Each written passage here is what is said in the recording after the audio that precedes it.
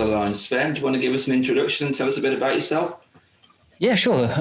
First of all, hello and thank you for having me. No problem. Yeah, like you said, my name is Sven. I'm 34, born in Hanover, Germany, and lived most of my life in Germany. In 2017, I've decided to move to the UK. And music-wise, there was nothing better than this choice because I used to do a bit of singing in Germany. I had vocal lessons, tried out with different bands, cover bands, top 40 or rock, but it ended up more or less in practice room bands. Right. Because the gig scene is a bit different in Germany than it is in the UK. But yeah, I've done an apprenticeship as a businessman in retail with car parts, worked here and there, nearly everywhere. And I've met a beautiful girl that came from the UK. We lived together in Germany for a bit, had a beautiful son, got married, and decided then to move over. So we started a new life over here in beautiful Shropshire. It's the best county. And I've started a normal job, started out in traffic management and worked my way up. And now I'm working for the government and have a full-time, a permanent position that I'm quite happy with. Sadly, the marriage ended. But it's I think it's the time that we live in. With the lockdown and everything else. And it's more a society now where if it's broken, you throw it away and you don't try to fix it. And I've tried my best, but hey, better time to come. Yeah, that's what we've got to hope, really. I mean, it's difficult. There's no real sort of finite end in sight, really, for any of it at the moment. I guess it's just, well, personally, it's been a case of trying to stay creative, and just do what you can with what you've got and try and keep the interest up. Now, what I'm interested in is back in Germany, when did you decide that you wanted to start singing? What was who were your main influences, and what gave you the buzz to think, well, I want to do this? It could be cheesy as you like, because it is quite cheesy because your Brits never understand why we loved him so much. Hasselhoff, come on. Yes. One of my first cassettes that I had was an album by David Hasselhoff with the songs like I've Been Looking for Freedom and the Limbo Dance. And it was just amazing. And I love to watch him on Knight Rider and Baywatch. We all love Baywatch. Yeah, I know the two obvious reasons. No, but singing, I've been singing since I can remember. I know my mom's favorite story of me is we went to Bavaria on a family holiday, and there was nice bagpipes, bands, and all sorts. And then there was a man's choir. And I went up and said, "Boo, you can't sing. We want proper music." You said? And then at my auntie's wedding, I went up to the wedding band and said, "Can I sing this song?" And they played my favorite song at the time, and I've sang it at the wedding. And I was walking around just singing the songs that came into my head. And I always was interested in music, and music was always my place to go to. Whatever emotions I had, I could work with them with music. And if I was sad, I've listened to music to get rid of the emotions, of the feelings. If I was angry, I had music to listen to. And my mom always said, based on the music I was listening to, she knew if she is allowed to come into my room or not. Right. And I can't remember who it was, but someone said, "Oh, your voice is quite nice. You should do something with it." And because I always loved to sing, I said, "Oh, let's take some vocal lessons." And I started taking vocal lessons. And from this point on, I had quite a hard time with my family because they all say, "Oh, it's a waste of time. You will never reach anything with music. You can't do anything by singing. You may be okay, but not good enough to earn any money with it." And I said, "But I don't care at the moment. I just do it for me because I enjoy it." And I stuck to it and still just singing for myself. Had a few karaoke apps at the time, nothing really proper. Then in 2010, I was in the army and I found a karaoke bar. I thought, "Oh, that's interesting." So went there and started singing. Was open 7 days a week. And I was nearly there every day because I had nothing else to do.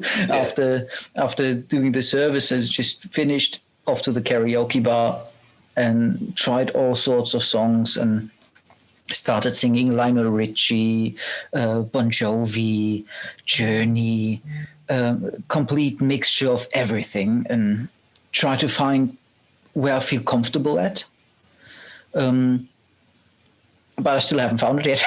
Because I love to sing everything. If it's musicals, if it's rock, if it's pop, I just enjoy to sing everything. Yeah. And this is how I met some people and started a band.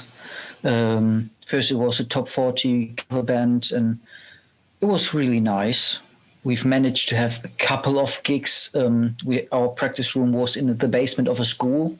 So every time there was an event in the school, they've asked us to play there because we had the practice room for free. So we had the gig. Brilliant. With no payment, but hey, we were able to gig. It's free practice, and sometimes those. Well, I always found this with like some of the starting out gigs that I did. I had the mental mindset that it was okay, because you treat it like it's like a practice you've not got to pay for, and that's where you hone your sort of craft in terms of playing in front of people. And it's not just hitting the notes. There's so much more into it, and that's where you learn that experience. It's judging your audience, and trying to win them over. That puts you really in good stead for when you can go out there and say, okay, well, this is the price that I charge for playing, and I'm worth this price, because a lot of it's to do with knowing what you're worth.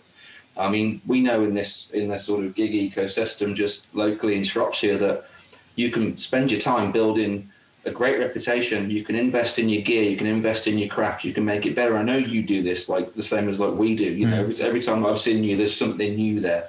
There's something you thought, hang on, I'll go and get a better speaker system, I'll get a better mixer, I'll invest in my quality a little bit, I'll choose a better mic. And that's great, because you are offering that sort of value to the people that are putting their budget into booking you. But there's so many other artists at the same time that will literally gig for a packet of crisps and drive drive the sort of value or the perceived value of what you're getting for your booking. Because it's not just a case of we'll book you and you'll come and sing, or you book me and I'll come and play guitar and do some covers or something, or do a tribute act. It's what you bring to it. You are paying for that person, whether it be me or you or any other people on the circuit, to promote that event, to get people to that event, to make sure that the people that come to that event come next time you're booked there, to give that venue that return on investment that they're giving by investing their trust and booking you. Because it takes a pub or a venue a lot of money over the bar to pay for what they're paying for in entertainment, and a lot of people don't realise that. I've been on both sides of it. I've been the booker and the person being booked, so I'm constantly getting people saying to me, well, why is there nothing on this weekend, or why is there nothing on that weekend? It's like, well, because we had 2 acts in the last 2 weeks, and the ones that moan the most about it being on don't come anywhere. So it's that fine line. But I think you're really on the right track, where you do try and bring a difference in presentation. If you get a rebooking, it shows in what you do that when you come back, there's something new there. It might be a new banner, it might be a new outfit, but something has improved, something has been upgraded. You know what I mean? It's a constant journey, because I go out. I'm not just me. I go out. I try to study different acts. What are they delivering? what could I take from it and add to my show? Yeah. I like the visuals. I don't like going somewhere and just see someone with a microphone and the mixer who stands on a stage and it looks empty. No, nor me either. I like to have a bit of a backdrop with banners. I like the light effects. I like to deliver a show. It's not just me staying there and singing. Yeah. Because they could have a jukebox in the corner that would be cheaper. Correct. It's the view I always get it in like many different bands. It's like it doesn't matter how many people are there or how big the venue is, that you do the same show if there's 4 people to if there's 4,000. You know, Yeah. and that's always served me well. That sort of mentality and that mindset to go, okay, well, whoever's here, they're going to get my best. We're going to do our best to give them the best possible show. Not just playing the songs, because like you say, there's a jukebox there, you know, in every venue. Exactly. It's adding your stamp and your character and your professionalism to what you're doing, you know. Yeah, and you never know who sits in this audience. No, you don't. You could have the smallest audience, but there's this one person who is in charge of the biggest event venue you can imagine, and they are interested and they will book you, and then you play in front of the 10,000 or whatever. That's it. Yeah. So you have always this professional mindset, and sometimes it's hard to get into it. I mean, I bet you had the same that, Saturday evening, I'm exhausted. I don't really want to go. But still putting the effort in, getting dressed, getting the car loaded, go there, set up, and still doing it. And I had a few times where I thought, I'm not really in the mood. But as soon as I arrived and I set up and the first song in the backing music started, I got myself ready. I said, I'm ready. And now I'm looking forward to this, and I'm lucky that I'm here. It's always the way it works. To me, it's like a switch. It's like I can be tired out, and some of the gigs that we do, there's sometimes 3 or 4 hour drives with getting there, and it's the sort of the feeling when you really don't feel like you're ready to do it. But to me, as soon as everything's plugged in, it's like, right, okay, doesn't matter what time I finish now. I'm in my happy place. You kind of switch into performance mode, you know. And then as soon as you finish, I'm back to being me again, you know. It's like, because let's be honest, there's a lot of people out there that believe their own hype as well, and I'm never going to be one of them guys. I'd sooner just be, thank you very much and much appreciated. Here's a business card. Here's our links to Facebook. Please check us out. Give us a like, you know, that kind of thing, rather than be the sort of some people, let's just say, believe in their own act a little bit too much, and I find that really hilarious. See, I'm 2 different persons. The private Sven is quite shy. Yeah. As soon as I'm on stage, I switch into the entertainer, and I'm outgoing and I'm presenting myself. But as soon as I go into a break, it's quite hard for me to keep this mask on, the entertainer, the outgoing person. When people coming to me and giving me compliments, I always struggle with taking compliments. I'm just not used to this.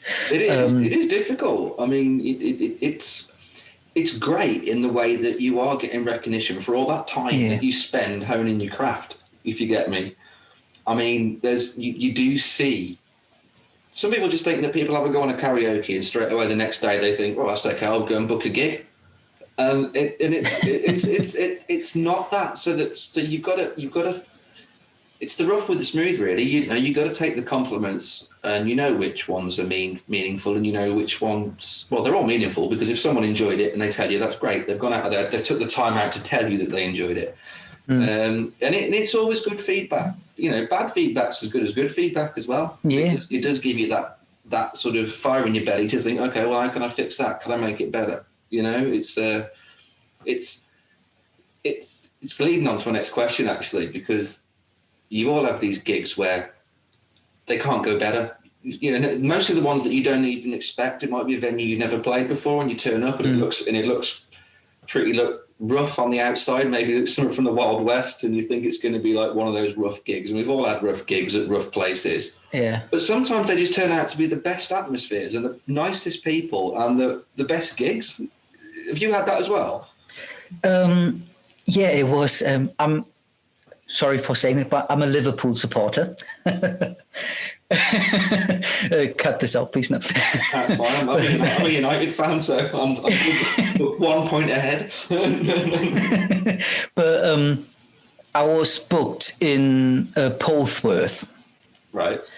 and it was the evening of the Champions League final. Oh, right. Okay.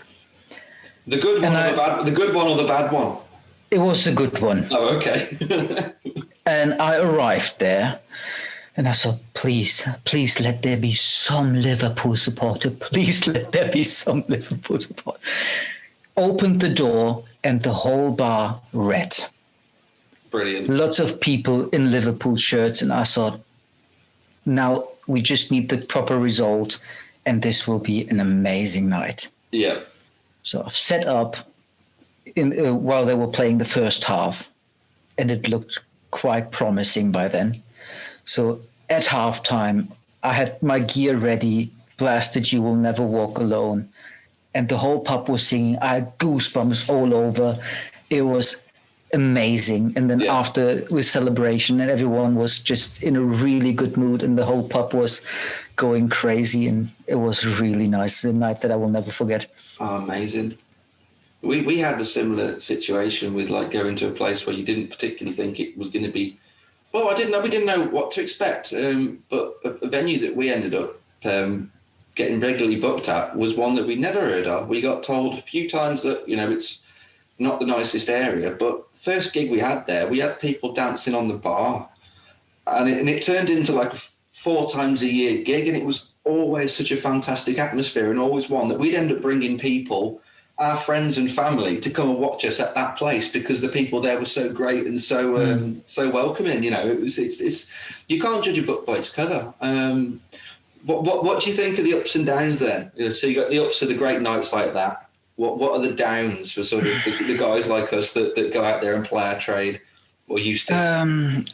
What I found really challenging is when you go somewhere and while you set up, people leaving. Yeah. And it gets empty. And I had it once, I arrived at the pub and did lots of advertisement and everything was fine. And as always, people, I will definitely come. So you arrive, you sit up and you see 10, 15 people are sitting in the pub. So sounds good. While setting up, you see them going to the bar and they pay and go. And the first hour of my gig, I was singing to an empty pub. Oh, we've done that. Yeah. And to try to keep your motivation up and still doing your show to basically no one. But you never know, will someone just come around the corner and join in? Or it's just really hard to just keep going and still doing your performance for the best while no one is there. It is. I think that's the hardest part. We had one up north last bank holiday. Where was it? We were... I can't remember the town at the moment, but we turned up and it was like the bank holiday Saturday of August, and we thought this is going to be good. There was nobody in there because the same town had got a beer festival on that day that this venue booked us, and literally everyone was at this beer festival. And what we ended up doing, we played the first set and we did it really well because our like I say, our sort of mission is to give that show. They paid for that show, you're getting that show. So. But the second half turned into like requests for the people that worked there. And you know what? We had a cracking night. We actually got paid extra because we'd actually just not pulled our face and decided to, pull that rock star crap. And we just literally said, okay, what do you want to hear? And they were throwing out all different kinds of stuff like Metallica and all kinds of stuff. And I was like, yeah, I can play that for you. Which song do you want? And it just turned into a request show for the people working there. But it's... Sometimes these evenings can be the best. Yeah. I've had it too of say, okay, what should I do next? Is there anything you would like to hear? Yeah. I mean, you've booked me, you pay for me to be here, so then decide what you want to hear. If I know it, I will do it for you. Because let's be honest, we're not leaving before we get paid, so yeah. Here's the best one I get always, right? As you know, I play like stuff like these. Yeah. Can you play Oasis? No. That's what I get asked. And I'm like, well, yeah, but no, because you booked a Bon Jovi tribute, so that's kind of what you've booked. And the other one I get is, my mate's really good on the guitar. Can he play Wonderwall on your guitar? And the response I always give them is, well, I don't tune like normal. My guitars are tuned to a different tuning. And that solves it, because they just don't know what to do then. It's like, well, they're not. They're just down a half step. But yeah, we get that. Can you play Oasis? Can you play Tom Jones? I mean, some of the gigs in Wales, I mean, they just want to hear Welsh artists, and it's great, like, but you've got to think, there's a guy there dressed up as John Bon Jovi, there's me with a stripy rock star guitar looking thing, and they're like, can you do Wonderwall? Can you do Delilah? So, yes, sometimes it's funny. I mean, in the background you can see it a little bit, the new banner that I've got, because I had just my face with my show, the musical journey through the ages. Yeah. What you doing? So a bit of everything. It's basically a musical journey through all sorts of eras, from the 50s to modern, with rock, Motown, pop. If it's good, mixture of everything. If it's good, you're doing it. Yeah. So yeah.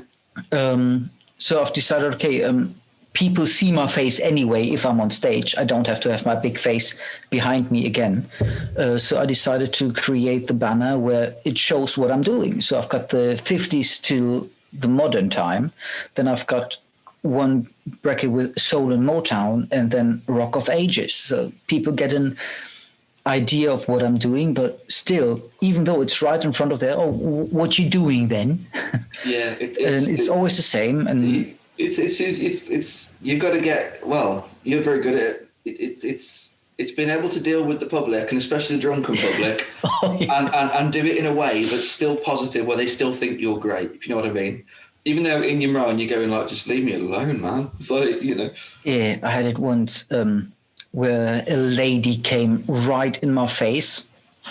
And without the microphone, she would have probably hit me with her forehead. That's not Motown.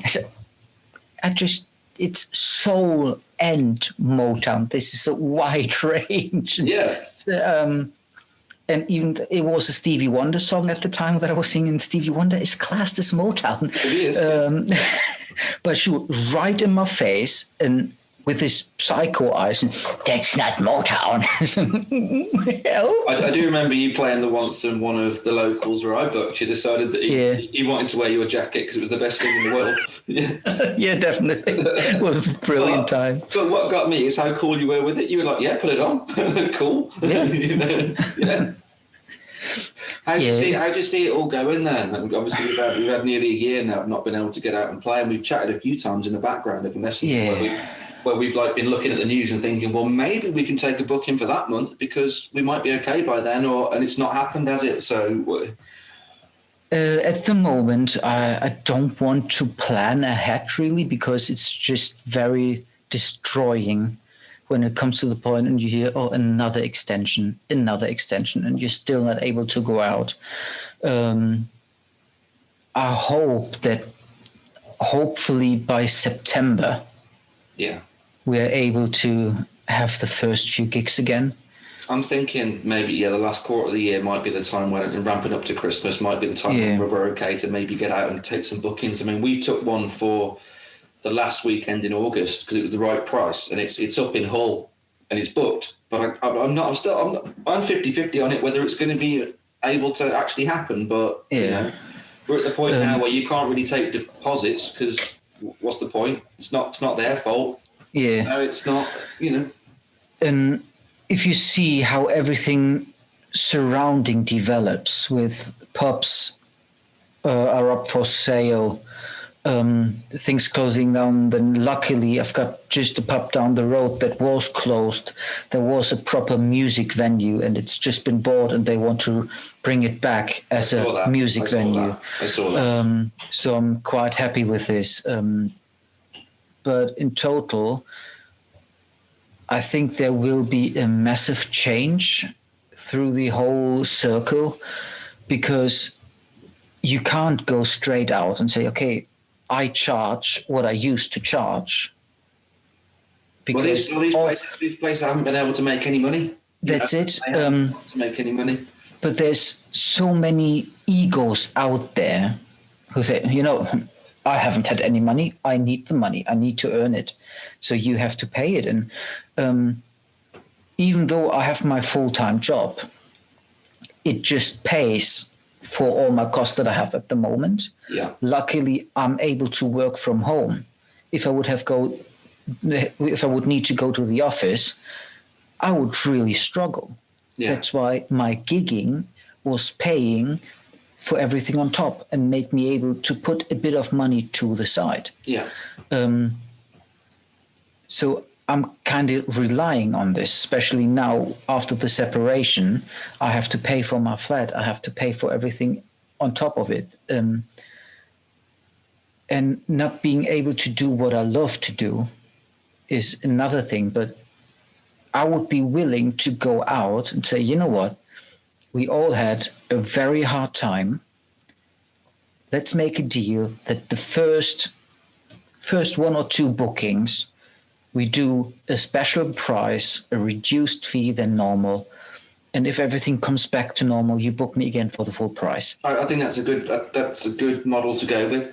I totally agree with it. Like I say, because I see both sides of this, and I think it's going to come back in a big way. I think people are going to be really, really, really up for seeing live entertainment. I really do. But I think there'll be a bit of teamwork involved with the venues at the start, because it's going to be daunting for them as well to do a deal like that. But it needs to be worked in the artist's favour as well, that if they do a deal, that do get another booking, so they have got that loyalty with that venue. And then you'll see the people that are regular on the circuit can fill their diary for the following year. There might not so many venues they're playing at, but there'll be periodic bookings with the same venues, just to ease us all back into it, if you get me. Yeah. And I think that'll be a positive way forward for it. We just got to think about it, man. It's got to get better at some point, and there's a lot of people that do miss it. I mean, if I go back to like the summer when they said, okay, you can do entertainment outside, people were begging for entertainment. That was after 3 months lockdown. They wanted to go and do it, but obviously, typical with this country is all through lockdown, the weather was absolutely fantastic, and as soon as they opened the pubs again, it rained every day. So. Yeah, but if you see how everything is at the moment, I mean, there's a lot of artists doing the Facebook Live. I do it too. At the moment, I've done a closed group, a private group, where just I can invite people and say, okay, I know you've enjoyed these things, and I basically use them as my practice audience. So if I think, okay, over lockdown, I've found the interest in musical theatre. All right, cool. I've never sang musical theatre. Simon Whitehouse had the idea, we should create a show where we sing a few musical songs. That's great, because he's embraced it. He's been trying to be as creative as possible, hasn't he? So we started the show pre-lockdown, and then tried to still work on it a bit, but then lockdown came and everything was a bit at the side. But it showed me, I say, there is a complete different genre that I can sing. And I've started singing now songs by Lemes, Joseph, all sorts, the Beauty and the Beast, the modern, Josh Groban version of Evermore. My fiance will love all this, by the way. She will absolutely adore all this. Yeah. So, and I've started thinking of what else can I do that gets interest. So apart from my musical journey through the ages, where I do everything, I thought about a show.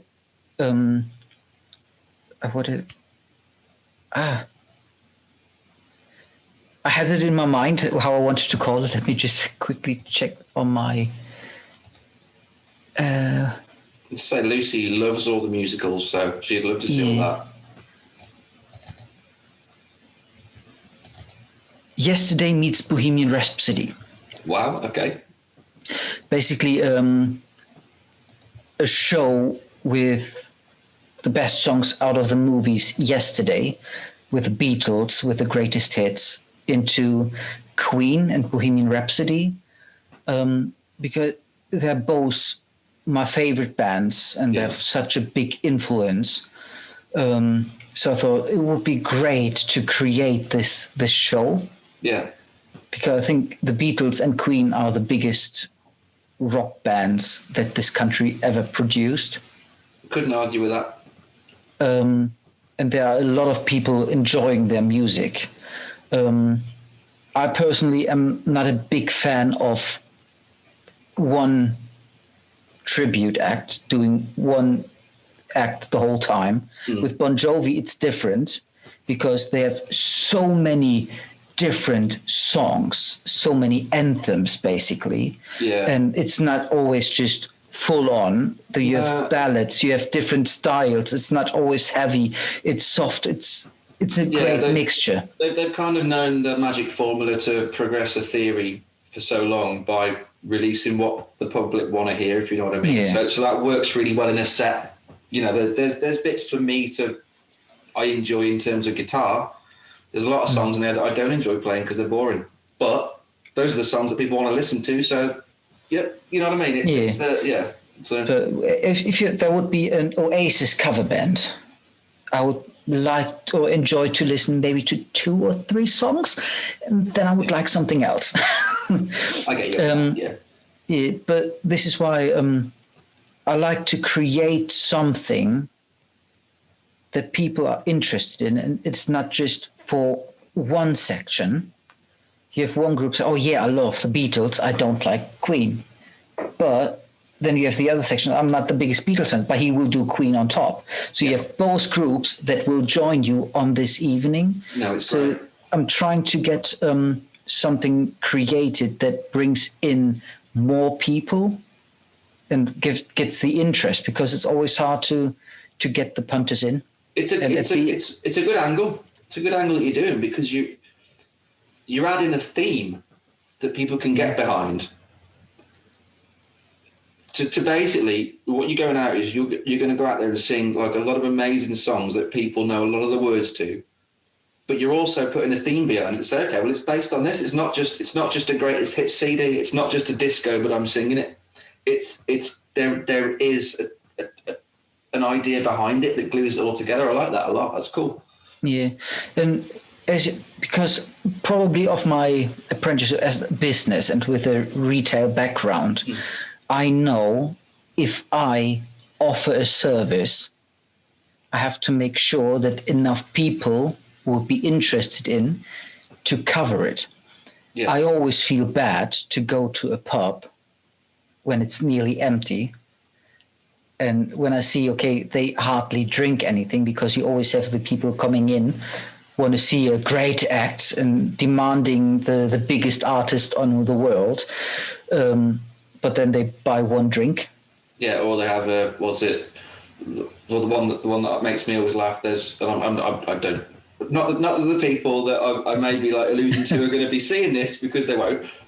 But mostly the most ardent people that battle to have something booked, that want their entertainment, that push for you every week, and why haven't we need this every week and can't we have it twice a week? I know a person that has a pint of squash and lemonade a week, but is the one that pushes for the entertainment. Yeah. So 50p back over the bar, like, that covers it, you know.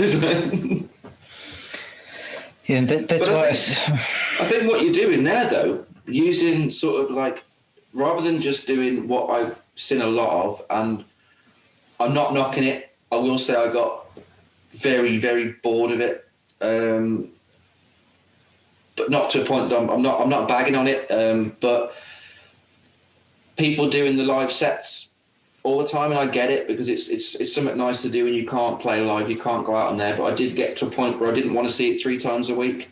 And I felt bad that the people that were then doing them were maybe going, well, I'm not having as many people watching them. And then I felt bad for not watching. And I just thought, well, there's got to be a different way around this. I mean, we've seen the things now is that they've put a thing up saying, well, if you're going to do a live performance of other people's music, you need to have a separate PRS license. I mean, come on, guys.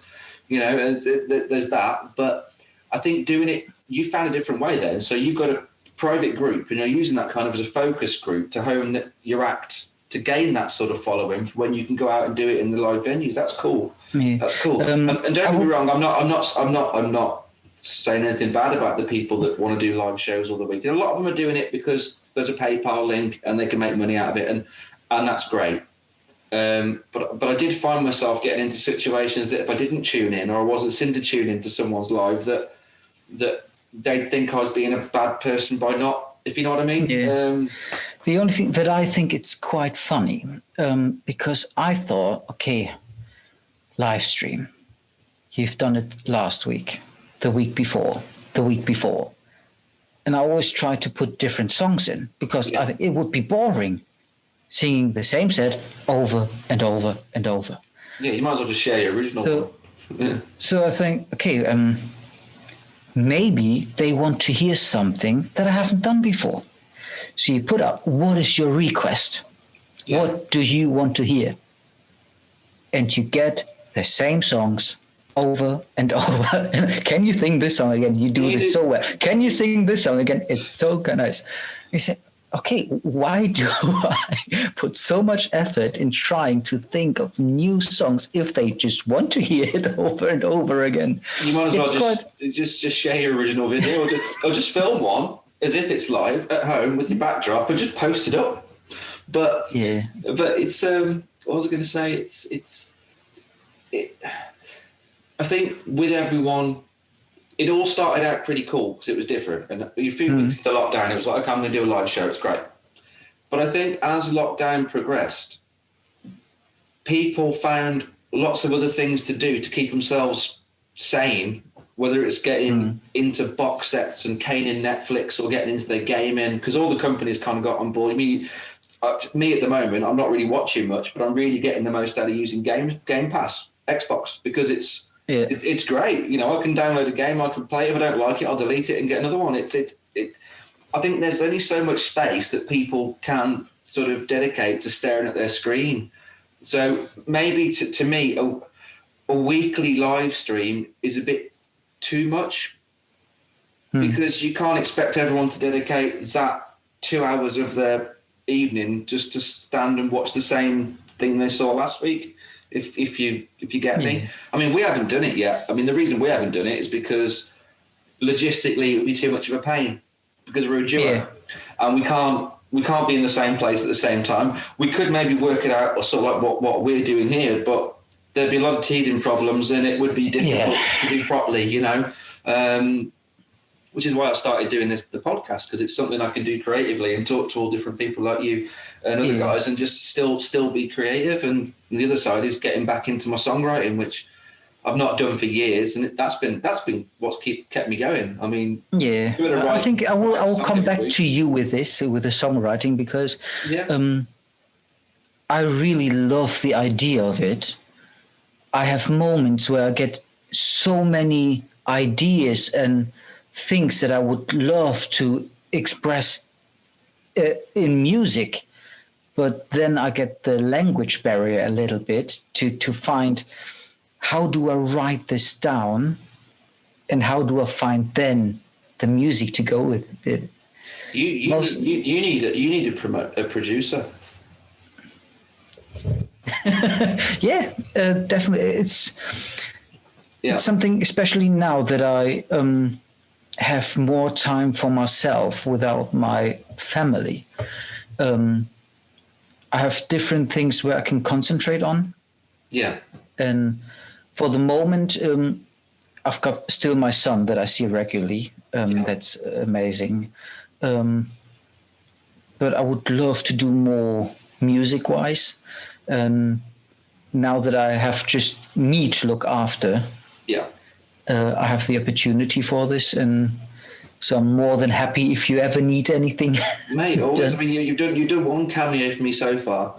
which is going to segue on to like the next question in a bit. But seriously, production-wise, if you need any help with your songwriting, like literally how we do it here is I get an idea, I record, I will present a track near as finished to my guys that like to do the vocals, and then it gets sent over to them, and then they sit with it. And Kev, who I was in a band with, 2008 to 2012 or something, you know, life gets in the way. I went on going out in the cover bands and the tribute thing, and he became a dad, you know. But what lockdown's done is got him back into sort of his poetry and his writing of lyrics and his writing of songs, you know, so it's helped us both out. But that's what our process is. I will get an idea, I will track the guitars, I will program drums, I may go I'll sometimes put the bass down as well, but I like to collaborate with another friend as well, which I'll send the track to and say, well, do you want to play a rhythm guitar part on this? To put it, basically Streets Apart is a band that's never got together, but it's an avenue for it, you know. And I like to pass on what I'm doing to get people involved with it, because it's more fun, you know. Definitely. But it's been great because I'll write music and I'll send it out, and then maybe 3 or 4 days later I'll get an email and it'll be a vocal track, and it's only sang into an iPhone because that's all he's got at the moment, but it'll get sent back to me, and it's lyrics and the vocals, and then I'll put them into the track that I've recorded, and it builds from there. Then I'll send that to my guy that sings backing vocals, and before you know it, you've got you've got a new song. Then it's the case of putting a video together just for socials, but even that in itself, it's 4 or 5 different people sat in their own houses filming themselves on their phones, miming and sending the videos in for me to put it together. But it takes a while, but I find it so rewarding, you know, to start with nothing and then come out with an original song. And like we've done, we're up to nearly 30 now. We're going to be the only band that released the whole back catalogue in one day, and then it's done. It's like the whole lot. But yeah, but if you need anything, I'm always writing different kinds of music as well that doesn't fit. So if I come up with something that might be beneficial to you, I'll send it over. Take your time with it. Think about some lyrics, you know, and we'll see where it goes. Or if you get any ideas, just contact me. Yeah. Definitely, we'll do that. I can do it all remotely. I mean, I think we've proved now we can do this. So we could do a songwriting session like this. Yeah, sure. I mean, all I've got to do is grab a guitar and be like, you know, what keys it in. You know, we can do that. You know, so that's quite cool. So what I was going to get onto, because what was your cameo in our song? What did you actually have to do? What was the mission I gave you for that? What was it? The beer with the drinking? Well, this podcast has kind of got a graphic that will go at the front of it called the Beer and Gear Podcast, and we've done the gear checks. We've talked about. Don't worry, I've got Coke Zero, but the proper one. But it's I suppose we're wrong not to mention it a little bit. We've done the gear thing. We've talked about sort of the ins and outs of like being a weekend warrior as we are. You know, coming from Germany, you've got to have some good beer recommendations. I mean, I used to spend 2 weeks a year in Germany every year doing exhibition shows, and I did enjoy the beer, and the food was great too. But well, we might as well do this. Give us some of your favourites. It is hard to get over here because it's a local where I used to live in Hanover. It's called Herrenhäuser. Okay. It's a bit stronger taste-wise, but I absolutely loved it. You have the typical Becks. Yeah. But, it's not my favorite. I'd like to drink it now because it reminds me a bit of home when I'm here. But there are the Weizen, so like Erdinger. Right. Yeah. I did try that. I didn't really get along that great with sort of the Weiss beer. The Weiss beer. There's a lot of different ones where I used to stay. The standard was always Bitburger. I was everywhere. But what we used to drink when I was in my teenage years, we put banana juice into the Weissbier. Oh right. Okay. So you had this fruity mixture. great. Some people did it with cherry juice or banana juice, but it was really nice. That sounds cool. This podcast is going to hopefully is going to get people more interested in seeing people and going out to see them play when we get able to, and also give them some really good beer and cocktail recommendations. So it's useful on both counts, I think. Yeah, definitely. Yeah. But the problem is you can't get a lot of that stuff over here, can you? No, it's a nightmare, and I really, really hope that soon we are able to travel again. Yeah, because I will drive back over and I will bring beer back. Good boy. And I will definitely save a bottle for you. We should try and get a sponsorship. Yeah. I've been with a brewery. I've been in contact with them. I said, listen, guys, I really miss your beer. Is there any chance for you to chip it over? Yeah. There's Brexit. no chance. It was before Brexit. Even then, they said, no, we can't. It's too much logistics behind it, and they're not able to do it. So even if it would have been a barrel, I would have been happy with it. You'll have to take a trip. So I will have to go and get some. You'll have to take a trip and pay double the customs now to bring it back. Oh, I see. This is something I need to check if I would be allowed to bring it over the border. I think there's lots of different things that people have got to look into. I mean, I've been looking into the touring side of it, and it's crazy.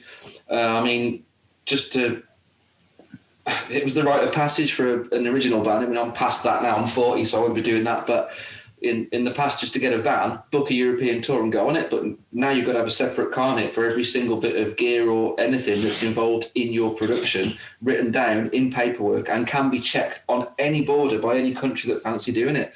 So you've only got to get one person in a customs office to basically go, do you know what? Unpack everything, and they check everything down to the nearest string, or screwdriver. And then you're looking at 4 hours delay, and you've got to get to your gig that night. It could cause horrendous problems. Yeah. It's scary. Yeah, see, I was hoping over summertime that I would be able to do a few gigs in Spain. Wow, cool.